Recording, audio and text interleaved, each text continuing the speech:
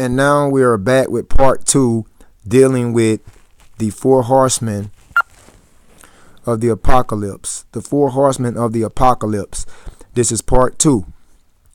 So we picked off on part 1, dealing with the black horse, as Israel being the black horse that basically is suffering slavery and oppression. That's the nation of Israel, the black horse that's suffering oppression and slavery.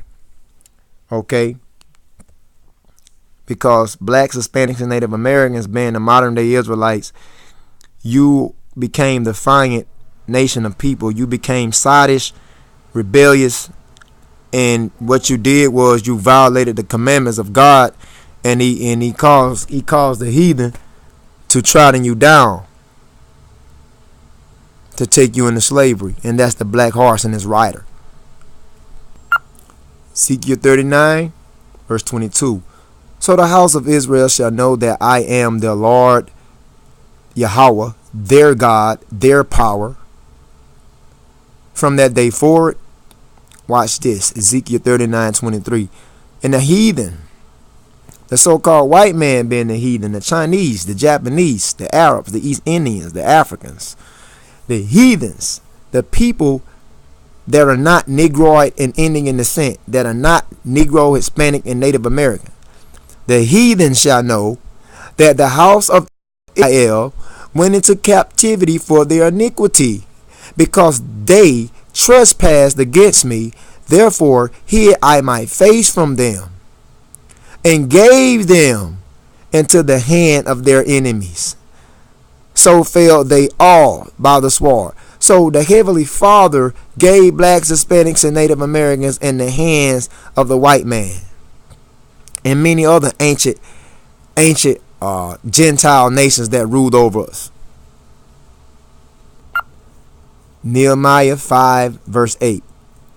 And I said unto them, we, after our ability, have redeemed our brethren, the Jews, which is the modern day Negroes, who they love to call African Americans, which were sold into the heathen. The Jews were what? Which were sold into the heathen. The Jews, what happened to the Jews? Which were sold to the heathen. And we basically, and will ye even sell your brethren? Or shall they be sold unto us? Then held they their peace and found nothing to answer. This is what Nehemiah told the Jews. He said that concerning Nehemiah 5 and 8, Nehemiah tells the Jews that, man, we were sold to the heathen. Why? Because we provoked the Most High God to anger, man. So the black horse out of the 4 horsemen of the apocalypse is the nation of Israel and servitude, the nation of Israel in oppression and slavery under the hands of these heathen, and the white man being the wickedest of all the heathen. Moving on to the next horse. Before we move on to the next horse, I forgot to break down Revelation 6 and 6. And I heard a voice in the midst of the 4 beasts. Those 4 angels say, a measure of wheat for a penny. Now it says, and 3 measures of barley for a penny. Now that's just basically talking about, because this is all dealing with the black horse. Revelation chapter 6 verses 5 and 6 is all dealing with the black horse. Now we have shown you already that the blacks, Hispanics, and Native Americans in captivity is the black horse. Slavery, so to speak. Slavery that happened to the blacks, Hispanics, and Native Americans. That's the black horse. All right. The balances, we already went over that. The balances is the yokes of iron that was put on the blacks, Hispanics, and Native Americans in their servitude. You might say that this happened already, but this still is in effect to this day. The reason why I say that, because you might not literally have balances, which are yokes of iron on you, black man, Hispanic man, Native American man, black woman, Hispanic man, Hispanic woman, Native American woman, but you basically mentally have balances on you now. It's more of a mental slavery now for the blacks, Hispanics, and Native Americans. You got to come out of this mental state of mind concerning slavery. But anyways, Revelation 6 and 6, I heard a voice in the midst of the four beasts saying, a measure of wheat for a penny and 3 measures of barley for a penny. That's when the so-called white man was selling us. That's when they were selling the blacks, Hispanics, and Native Americans on the auction blocks. That's when they called up an auction to sell off blacks, Hispanics, and Native American men, women, and children. That's what you're looking at in Revelation 6 and 6. When this angel said, I heard a measure of wheat for a penny. That's what the white man said. The white man, because if you don't know, according to the scriptures, blacks, Hispanics, and Native Americans, being the chosen seed, being the nation of Israel, is classified as wheat. Did you not know that? Blacks, Hispanics, and Native Americans. The Bible personifies the nation of Israel as wheat. So that wheat, a measure of wheat for a penny, that wheat that was being bought for a damn penny, if the blacks, Hispanics, and Native Americans that were being sold for damn currency on the auction blocks. How do we know that? Let me give you a precept concerning that the children of Israel, which are the people of Negroid and Indian descent, they are the wheat. Let me show you. This is St. Matthew, the 13th chapter. We're going to go into a parable that Yahushua, who they call Jesus Christ, told the people during his time, which are the Israelites. Right now, this is Matthew 13:24. We're going to prove that the Israelites, which are blacks, Hispanics, and Native Americans, are simply the wheat that is being talked about concerning. So let's go ahead and bring out the Israelites, blacks, Hispanics, and Native Americans are the wheat. Matthew 13:24. Another parable put he forth into them, saying, this is what Yahushua said to the Israelites, the kingdom of heaven is likened unto a man which sowed good seed in his field. That good seed is basically talking about wheat. Wheat, all right? WHEAT, wheat. That's the good seed. You're going to find out this good seed are the children of the kingdom, or the Israelites. Okay? So the kingdom is likened unto a man which sowed good seed in his field. That man right there is Yahushua, pursuing Matthew 13:24, which sowed good seed in his field. The field is the world. All right? So that good seed is in reference to the wheat, which are the children of the kingdom. Matthew 13:25, but while man slept, his enemy came and sowed tares among the wheat and went his way. Why do it say by while man slept?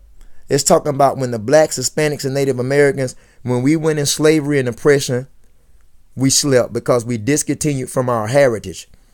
Over process of time, slavery subdued us and detoured us from our biblical heritage.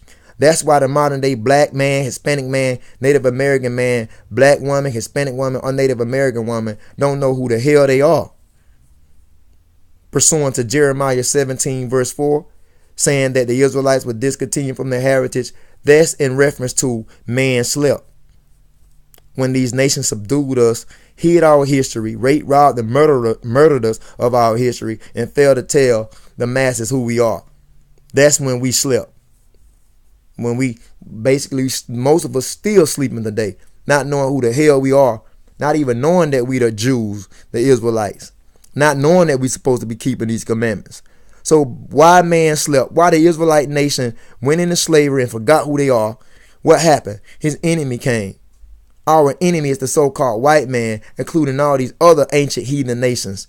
But we're going to deal with the white man on this behalf. It says his enemy came and sowed tares among the wheat. Now what is this? That's talking about in chattel slavery, how the white man snatched up the so-called black woman, so-called Hispanic woman, and Native American woman and raped the hell out of them, man. The white man sowed tares among the wheat. The white man put his sperm in our black, Hispanic, and Native American woman. That's him sowing tares among the wheat, sowing tares among the wheat, which are the black man, Hispanic man, Native American man, the black woman, Hispanic woman, Native American woman, which are the Israelites. They the wheat. and the enemy came and sowed his sperm among our Israelite woman and went his way. Basically, the white man raped the Israelite woman in their captivity. Matthew 13:26. But when the blade was sprung up, when the Israelite woman, right, which are the black, Hispanic, and Native American woman, brought forth their children, right? When the blade was sprung up and brought forth fruit, the fruit is the fruit of your womb, which are your children, then appeared the tares also, meaning these are mixed breeds. Meaning that when the so-called black woman, so-called Hispanic woman, and Native American brought forth children, they brought forth mixed breeds because the goddamn slave master raped them and sowed his tares among the wheat. So you can see right there that the wheat is the children of Israel, man. If you still don't believe me, we'll scroll down and go to the 38th verse. Because Yahweh broke it down. Matthew 13:36. Let's read that. Let's read Matthew 13:36. Then Jesus the Christ, who we know as Yahweh, sent the multitude away and went into the house. And his disciples came unto him, saying, Declare unto us the parable of the tares of the field. So the disciples wanted to know this deep, dark saying, because parables are illustrated stories, and oftentimes they're not easy to be understood. So the disciples wanted to know this parable of the tares of the field. And Yahweh broke it down to them, man. Matthew 13:37, he answered and said unto them, He that soweth the good seed is the Son of Man. So the man that sowed the good seed is Christ, man, Yahweh, who they call the Son of Man. Matthew 13:38, the field is the world. The good seed, listen up, the good seed are the children of the kingdom. Now who is that? The children of the kingdom is the Israelites, the sons and daughters of Jacob, man. The modern day blacks, Hispanics, and Native Americans. You are the children of the kingdom. The kingdom of heaven is only for Israel. And blacks, Hispanics, and Native Americans, you are the children of the kingdom. So he said the good seed are the children of the kingdom. That's that good seed being that wheat that was sown into the earth. But who are the tares? The tares are the children of the wicked. You wicked ass white people. You white man, white woman, and your devil children. You the tares. You the tares. You the children of the wicked one, which is the tares. See? Matthew 13:39. The enemy that sold them is the devil. That's the so-called white man. The word devil in Greek being diabolos, which goes back to deceiver. Who has deceived the blacks, Hispanics, and Native Americans? The white man. The harvest is the end of the world, and the reapers are the angels. So you can see, according to this parable of the tares in the wheat are the children of the kingdom. Keep that in mind. The wheat are the children of the kingdom, because we're going to utilize it, because we're going back into Matthew 6:6, dealing with the black horse and its rider. We're going back into that. Revelation 6:6. I meant to say Revelation 6:6. So we're going back into Revelation 6:6. Now we should know who the wheat is, who the wheat are. And I heard a voice in the midst of the four beasts saying, a measure of wheat. That's the Israelites, for a penny. So what did they do? This is in a metaphorical sense, Revelation 6:6, of the Israelite nations being sold, which are the wheat, for a penny. Basically, we were sold for currency. We was used as merchandise during the transatlantic slave trade. Some call it the Middle Passage. Some call it the triangular trade, where they basically sold so-called black men, women, and children. Swapped those out for currency. Also, they did the Native Americans like that during the Manifest Destiny, when they sold them for merchandise, shipped some of them Indians back to Spain. This is a wheat for a penny and 3 measures of barley for a penny. This is us being sold as slaves, man. Right? I'm telling you, because that's what that black horse is talking about. Israel in captivity and being sold on auction blocks. Let me give you another cross reference. Let me give you another precept. Deuteronomy 28:68. And the Lord Yahweh shall bring thee into Egypt again with ships. Egypt is the Greek word for Egyptos, which means bondage. You can look at that in Exodus 13:3, I believe. Egypt is the house of bondage, which means slavery.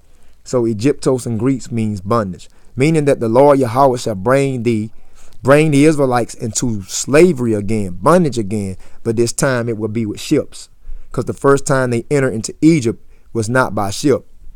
So the Lord Yahweh shall bring thee into Egypt again with ships, right? By the way whereof I spake unto thee, because he said that if they broke his commandments, that this was going to happen to them. Thou shalt see it no more again. That's the Holy Land, Jerusalem, which is modern day Palestine, Israel. We're not there because we have these goddamn heathens over there claiming to be us. The Most High rooted the real Jews out of that land. Thou shalt see it no more again. So don't worry about Jerusalem. You will never see it again because you'll be too damn busy in the land of your oppressors and your enemies. Right? You'll be too damn busy in North, Central, and South America, the Caribbean islands, the Eastern and Western Hemisphere. It says, and there ye shall be what? You shall be sold to your enemies for bondman and bondwoman, means slave man and slave woman, and no man shall buy you, meaning that no one on the face of this earth would be able to redeem you from these curses but Yahweh Ba'ashem Yahushai. So that's on the behalf of us being sold to our enemies, right? Because we broke the commandments. The Most High set it up for blacks, Hispanics, and Native Americans to be sold and to serve their enemies with the highest servitude. So we were sold, as you can see in Deuteronomy 28:68. We were sold to our enemies. We were sold to the white man for bondman and bondwoman, slave man and slave woman. And no man shall buy you, meaning that no man can get us from the hands of this white man but Yahweh Ba'ashem Yahushai. So that's your Revelation 6:6. A measure of wheat for a penny, 3 measures of barley for a penny. That's when the white man, the heathens, was selling us on the auction blocks. So that's the black horse. We're about to leave the black horse and get into the last one. But that's the black horse. Blacks, Hispanics, and Native Americans serving slavery and oppression, being sold on the auction blocks. As you can see right here, here's a slave notice on board the ship. As you can see, it says on Tuesday the 6th of May next to, I believe, ferry a choice of cargo of about 250 fine, healthy Negroes. Now, if you get this book called Ibos of Nigeria, it don't say Negroes here. It says Hebos. Okay? It says Hebos. They put Negroes online because they don't want you to know who the Negroes are. We are the Hebrews. Okay, but you can see that we was being sold. That's the point I'm making here. That's the black horse. Israel serving slavery and oppression and being sold on the auction blocks. As you can see, the white man was selling our people, blacks, Hispanics, and Native Americans. Here's the image right here at the auction house. As you can see, this mother and her son is about to be busted up because this goddamn devil is finna put them up for sale, man. See how the son is holding on to his mother? Because that's the very last time he's going to see his mother, man. Before this devil isolate them. Deuteronomy 28:32. Thy sons and daughters shall be given into another people. Now who were the black, Hispanic, and Native American sons and daughters? What particular nation of people that they was given into another? That was the so-called white man. You know, the blacks, Hispanics, and Native Americans, your children were sold to the white man. So thy sons and daughters shall be given into another people, and thy eyes shall look and fail with longing for them all the day long, and there shall be no might in thy hand, man. So that's that black horse. That's your black horse. So, moving on. It says, and I heard a voice in the midst of the 4 beasts saying, measure a measure of wheat for a penny, and 3 measures of barley for a penny. We went over that. Blacks, Hispanics, and Native Americans being sold as slaves. And see that thou hurt not the oil in the wine. Now, what is the oil in the wine? The oil in the wine is this wisdom and knowledge. The Most High set it up that this wisdom and knowledge won't be destroyed by the so-called white man. That later on in the latter time, he will return this great wisdom and knowledge to us. So that's the oil in the wine, wisdom and knowledge. Let me give you a precept of that. the book of Proverbs 21:10, referring to the wisdom. The soul of the wicked desired evil. I believe this is it. No, let's go down to the 20th verse. I'm sorry, brothers and sisters. The 20th verse. There is treasure to be desired, and oil in the dwelling of the wise, but a foolish man spendeth it up. So there is treasure to be desired, and oil in the dwelling of the wise. So oil is wisdom and knowledge, man. That's what oil is referred to in the Bible. Okay? But so when you say Psalms 23, when you get to that phrase, thou anoint my head with oil, that's the Most High blessing you with great wisdom and knowledge, man. When you look in Matthew, the 13th chapter, dealing with the 10 the 10 brides, I believe. Matthew the 13th chapter, I believe it talks about it was 10 brides. 5 was foolish and 5 was wise. Let's go into that, pursuing this oil being the wisdom and the knowledge. Matthew 13:24. We just giving you precepts for understanding. That's what we're doing, trying to wake you up. Another parable put he forth into them, saying, the kingdom of heaven is likened unto a man. No, that's not the one we're trying to look at. We're trying to get the 10 versions. I think this is the chapter, Matthew 13, beginning with verse 24. Forgive me for not being on point. But Matthew 13:24, another parable put he forth into them, saying, the kingdom of heaven is likened unto, I believe, no, it's not this one, Mom. Brothers and sisters, it's I believe it's it deals with the Matthew 25:6. I don't know why I keep going to Matthew the 13th chapter, but I believe it's Matthew 25:6. If I can't get it right this time, brothers and sisters, Matthew 25:6. That's it. Brothers and sisters, I have had a long day. We're still in the midst of the Day of Atonement. And like I say, brothers and sisters, it's rough. But we're crucifying the flesh and we're moving on with this lesson. But anyways, Matthew 25:6 says, and at midnight there was a cry made, behold, the bridegroom come, go ye out to meet him. Matthew 25:7, then all those virgins arose and trimmed their lamps. Okay, it talks about the 10 virgins in Matthew 25th chapter. 5 was foolish, 5 was wise. Matthew 25:8, and the foolish said unto the wise, give us of your oil, for our lamps are gone out. So they wanted to be enlightened. They wanted the wisdom and knowledge of the elect, because you had certain brothers in the truth and certain sisters in the truth, and then they fell out the truth. And then when they fell out the truth, at the last minute, they tried to come back to the brothers and sisters that have been maintaining, keeping the faith. And now they want to ask for wisdom and knowledge. See, that's what it's talking about. Matthew 25:8. And the foolish said unto the wise, basically the foolish Israelites that fell out the truth said unto the wise Israelites that maintained in the truth, give us this oil, give us this wisdom and knowledge, for our lamps are gone out. What does that mean? The lamps are gone out. The lamp, Proverbs 6:23 tells you that thy commandment is a lamp and the law is light. So basically they stopped keeping the commandments and they took this truth for a joke. Those foolish virgins did.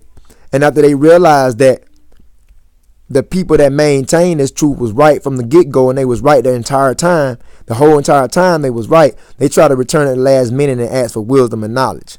So that's the oil, man, wisdom and knowledge. As you can see, that's the oil, wisdom and knowledge.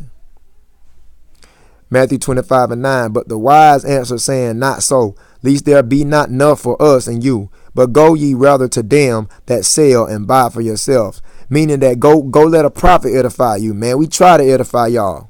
So basically, that's the wisdom and knowledge. Wisdom and knowledge is the oil and wine, man. Okay.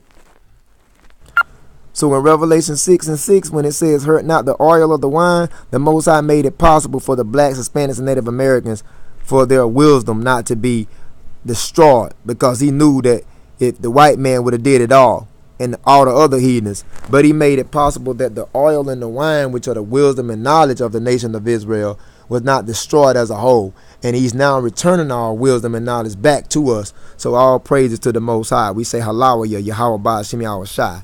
But anyways, Revelation 6 and 7. We don't dealt with the black horse. Now we're on the last horse, which is the pale horse. So we are on the last horse, which is the pale horse on the far right. We went over the white horse, being Yahweh Shai. We went over the red horse, being Esau, so-called white man, being set up in the earth to gain power and dominion.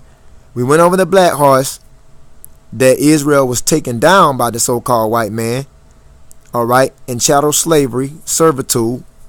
We were sold on auction blocks, blacks, Hispanics, Native Americans. That's that black horse. Now we're going over the pale horse. Revelation 6 and 7. This is the last horse of the four horsemen of the apocalypse. And when he had opened the fourth seal, I heard the voice of the fourth beast say, "Come and see." Revelation 6 and 8. The last horse. And I looked, and behold, a pale horse. And his name that sat on him was Death, and hell followed with him. And power was given unto them over the fourth part of the earth to kill with sword, and with hunger, and with death, and with the beasts of the earth.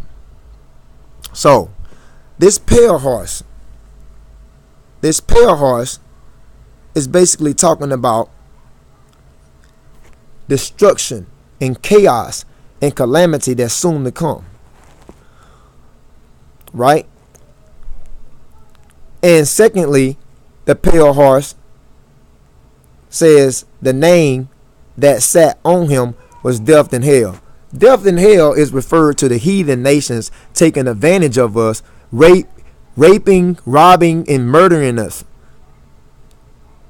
That's the pale horse as well, secondly. So the pale horse represents destruction, calamity, misfortune to come. Great distress is about to be. Great distress is awakening us. Is awaiting us. And also death and hell, the same one that sat on him was death and hell followed with him. Death and hell is in relations to the heathen. Now let me show you that. This is Isaiah 28:15, pursuing death and hell of the pale horse. Because ye have said, we have made a covenant with death. This is Isaiah talking about these wicked Israelites that strayed away from the covenants and don't want to line up with God's commandments. Isaiah 28:15, because ye have said, we have made a covenant with death, and with hell are we at agreement. When the overflowing scourge shall pass through, it shall not come into us, for we have made lies our refuge, and on the falsehood have we hid ourselves. So wicked ass Israelites, blacks, Hispanics, and Native Americans back in the ancient world went off and made a covenant with the heathen and left the covenant of the Most High. So to make a covenant with death and hell is to make a covenant with the heathen. So when you see death and hell pursuing this pale horse, says, behold, a pale horse, and his name that sat on him was death and hell, that's in reference to the heathen too. Because death and hell is like about 4 or 5-fold. We're going to show you. So that's in reference to the heathen. If you read on down Isaiah 28:16, therefore thus said the Lord God, behold, I lay in Zion for a foundation, a stone, a tried stone, a precious cornerstone. That's Yahweh Shai that was prophesied here. A sure foundation. That's the true rock, Yahweh Shai. He that believeth shall not make haste. Isaiah 28:17. Judgment also will I lay to the line, and righteousness to the plummet. And the hell shall sweep away the refuge of lies, and the water shall overflow the hiding place. Isaiah 28:18. And your covenant with death shall be disannulled, and your agreement with hell shall not stand. When the overflowing scourge shall pass through, then ye shall be trodden down by it. So basically, Isaiah 28:15, as we began off reading, to make a covenant with death and hell is to make a covenant with the heathen. Why? Because the heathen don't keep the commandments. All the heathen know is falsehood, deceit, and lies. Okay? So that's to make a covenant with death and hell is to make a covenant with the heathen. And that's why in Revelation, the 6th chapter, dealing with the 8th verse, Revelation 6 and 8, and I looked, and behold, a pale horse. His name that sat on him was death, and hell followed with him. That's in reference to destruction, calamity, misfortune to come. Also in reference to the heathen, man. Death and hell is personified as the heathen. Let me give you another precept if you don't believe me. We are going back into the apocryphal books. These apocryphal books was once taken out the King James 1611. They was in the King James 1611, but they was taken out in the 18th centuries by the Roman Catholic Protestants. All right. Okay, so we're going into one of these apocryphal books, which is known as First Maccabees, dealing with a precept to death and hell being the heathen. Because we read in Isaiah right here, as you can see in Isaiah, we read in Isaiah, I believe 28:15, said that the wicked ass Israelites went off and made a covenant with death and hell. And we're going to show you that that same death and hell is the heathen, dealing with First Maccabees, right, which talks about the Grecian Empire when the Greeks began to rule and they oppressed the children of Israel. The Greeks was reigning over Israel in the 1st and 2nd book of Maccabees. All right. Your Bible don't talk about the Grecian captivity because these books were removed from the Bible. Right. So this First Maccabees, chapter 1, beginning with verse 11, I'm going to show you that death and hell is related to the heathen. In those days went there out of Israel wicked men. So this was the time when Antiochus the 4th Epiphanes, he basically was set up as the king of the Greeks. Because you can see Antiochus Epiphanes, son of Antiochus, the king who had been in hostage in Rome. He reigned in the 137th year of the kingdom of the Greeks. So Antiochus started reigning in the 137th year of the kingdom of the Greeks. Antiochus the 4th, an Edomite, so-called white man, right? In those days when Antiochus was king under the Grecian Empire, you had wicked ass Israelites, right? This is in 1 Maccabees, 1st chapter, verse 11. In those days went there out of Israel wicked man who persuaded many, saying, what did they say? Let us go and make a covenant with the heathen that are round about us. Now, did not Isaiah 28:15 tell you that? Wait a minute. Let's go to Isaiah 28:15. Isaiah 28:15, because you have said, we have made a covenant with death and hell, are we at agreement when the overflowing scourge shall pass through. So you can see right there, the wicked ass Israelites went off from keeping the commandments and made a covenant with death and hell in Isaiah 28:15. What is death and hell? It's referred to the heathen. How do we know that? In the apocryphal books, 1 Maccabees, 1st chapter, verse 11. In those days went there out of Israel wicked man who persuaded many, saying, let us go and make a covenant with who? The heathen that are round and about us. For since we departed from them, we have had much sorrow. So another term for death and hell is the heathen. Let's skip down to verse 18. Watch this. Right? I believe. No, let's skip down to verse 15. And made themselves uncircumcised. So the Jews start following the damn Grecian, man, which were the heathen. And made themselves uncircumcised. They gave up the law of circumcision, right? And forsook the holy covenant and joined themselves to the heathen and were sold to do mischief. So to make a covenant with death and hell is to make a covenant with the heathen, man. All right.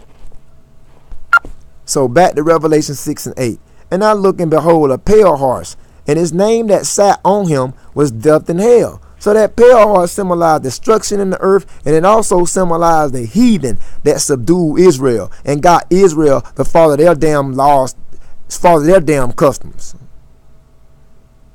And power was given unto them over the fourth part of the earth. See? That's the heathen that the power was given to. Over the fourth part of the earth to kill with the sword. Because the Arabs, the Israelites, they also do massive killing with the sword. So power was given to the Ishmaelites too, to kill with the sword, and hunger, and with death, and with beasts of the earth. So you can see right there, man. I don't need to go any further, man. The pale horse is talking about destruction, and also heathenistic nations that carried out the destruction. That's basically was given power to basically to kill with the sword, and with hunger, and with death, and with beasts of the earth.